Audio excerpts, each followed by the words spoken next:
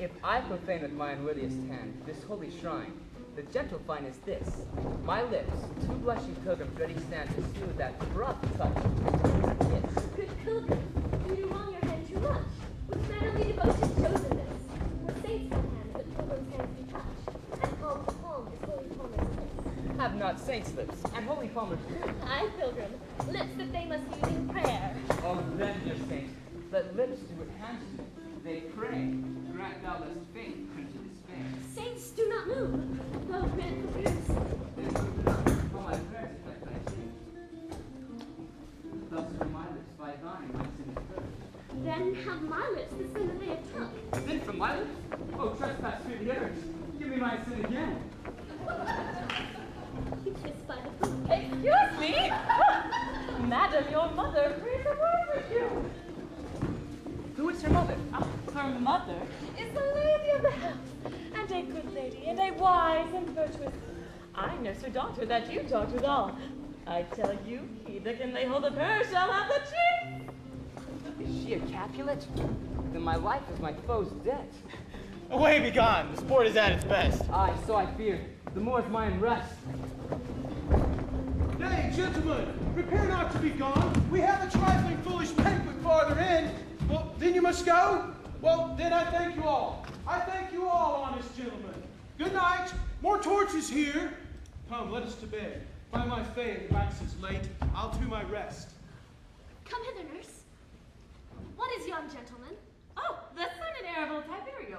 And what's he that now is going out of door? Mary, that I think be young Petruchio. And what's he that follows there that would not dance? I know not. Go ask his name. If he be married, my grave is like to be my wedding bed. His name is Romeo And Juliet, the only son of your great enemy. My only love, sprung from my only hate. Too early seen unknown, and known too late. Prodigious birth of love it is to me that I must love a loathed enemy. What's this? What's this? A rhyme I learned just now, from when I danced with all. Juliet. Oh, anon, anon. Come, let us away, the strangers all are gone.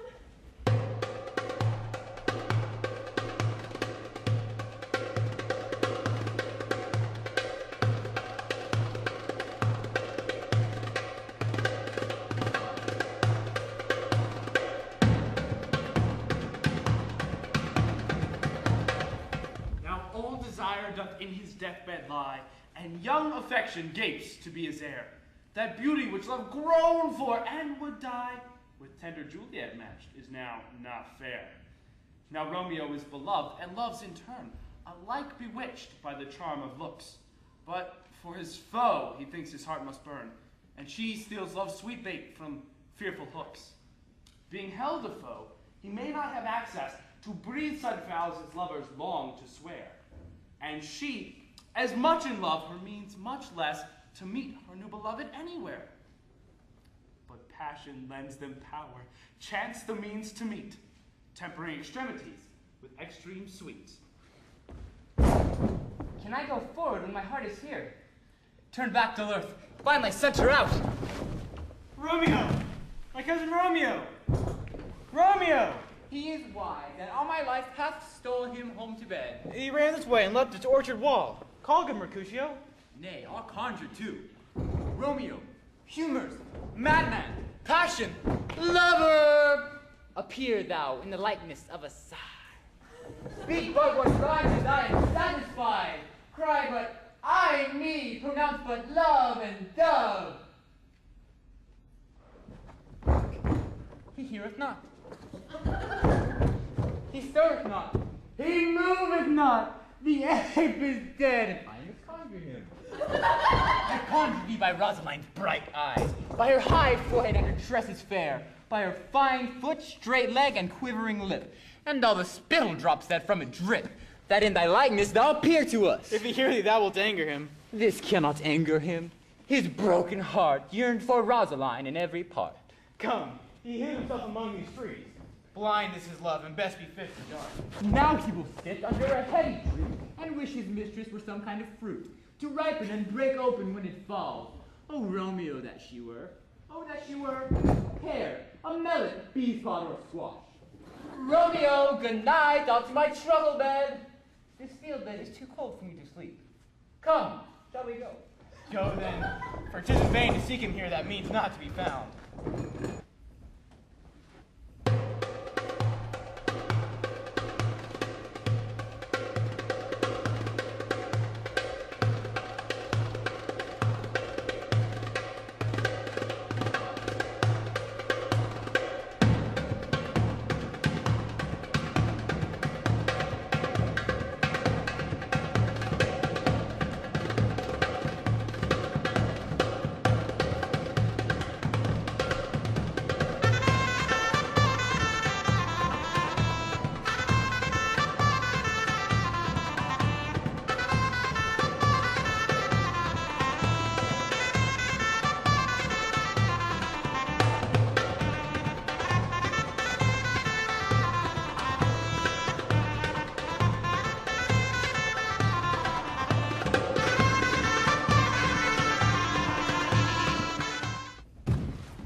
Jests at scars that never felt a wound. But soft, what light through yonder window breaks? It is the east, and Juliet is the sun. Arise, fair sun, and kill the envious moon, who is already sick and pale with grief, that thou, her maid, art far more fair than she. It is my lady. Oh, it is my love. Oh, that she knew she were. She speaks, yet she says nothing. What of that? Her eye discourses, I will answer it. I discourse, 'tis not to me she speaks.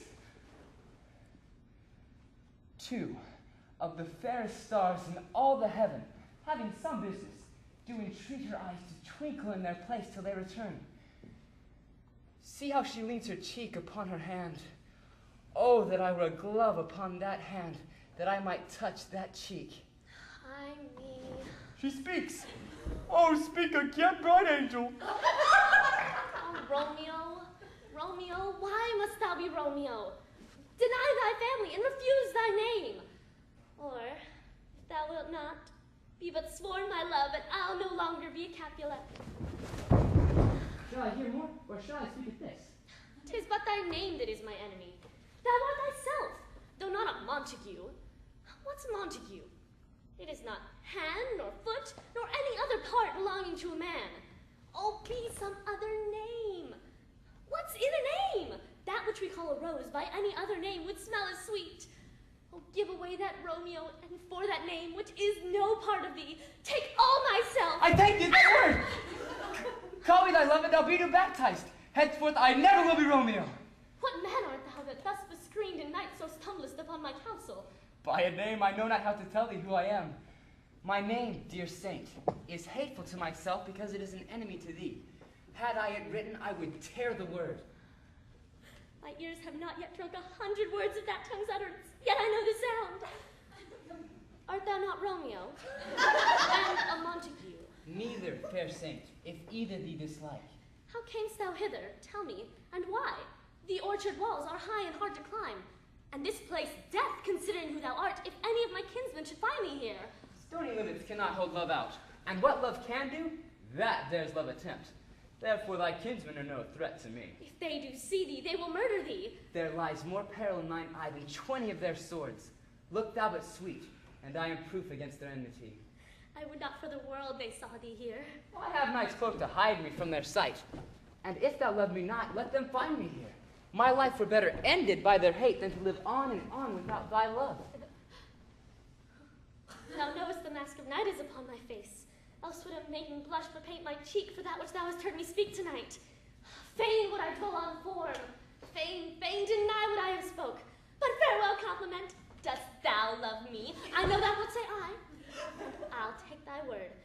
But if thou swearest, thou mayest prove false. At lovers' perjuries they say Jove laughs. Gentle Romeo, if thou dost love, pronounce it faithfully. Or, if thou thinkest I am too quickly won, I'll frown and be perverse and say thee nay, so thou wilt woo. But else not for the world. Lady, by yonder blessed moon I swear. Swear not by the moon, the inconstant moon that monthly changes in her circled orb, lest thy love prove likewise changeable. What shall I swear by? Do not swear at all. Or, if thou wilt, swear by thy gracious self, which is the god of my idolatry, and I'll believe thee. If my heart's dear love... No, do not swear! joy at any vows made tonight. It is too rash, too unadvised, too sudden. I hear some noise within. Good night, good night, good night. How wilt thou leave me so unsatisfied? What satisfaction canst thou have tonight? The exchange of thy love's faithful vow for mine. I did give thee mine before thou didst request it, and yet I wish that I could take it back. Wouldst thou withdraw it? For what purpose, love? But to be afraid to give it thee again. And yet I wish but for the thing I have. My bounty is as boundless as the sea, my love as deep. The more I give to thee, the more I have, for both are infinite. I hear some noise. Dear love, adieu. Anon, good nurse. Sweet Montague, be true. Stay but a little, I will come again. Oh, blessed, blessed night. I'm afraid, being a knight, all this is but a dream, too flattering sweet to be substantial. Whew. 3 words, dear Romeo, and good night indeed. If that thy bent of love be honorable, thy purpose marriage, send me word tomorrow by one that I'll procure to come to thee, where and what time thou wilt perform the rite. And all my fortunes at thy foot I'll lay, and follow thee, my lord, throughout the world. Madam? I come anon, but if thou meanest not well, I do beseech thee. By and by I come to cease thy suit and leave me to my grief. Tomorrow I will send a message. Then tomorrow I will live again! 1,000 times good night! 1,000 times the worse to want thy light. Love goes toward love as schoolboys from their books. But love from love towards school with heavy looks. Psst, Romeo, psst. Oh, for a falconer's voice to lure this lone bird back again. Romeo! It is my soul that calls my name. Romeo! My dear, At what o'clock tomorrow shall I send to thee? by the hour of 9. I will not fail. It's 20 years till then. Wait! I have forgot why I did call thee back. Let me stand here till thou remember it. I shall forget to have thee still stand there, remembering how I love thy company. And I'll still stay to have thee still forget, forgetting any other home but this. It's almost day. I would have thee gone, and yet no farther than a wanton's bird that lets it hop a little from her hand. I would thy bird. Sweet, so would I, yet I should kill thee with much cherishing. Good night. Good night. Parting is such sweet sorrow that I should say good night till it be morrow.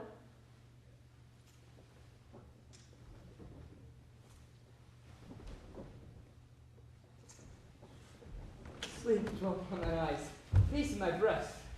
Would that I were sleep, and peace, so sweet to rest.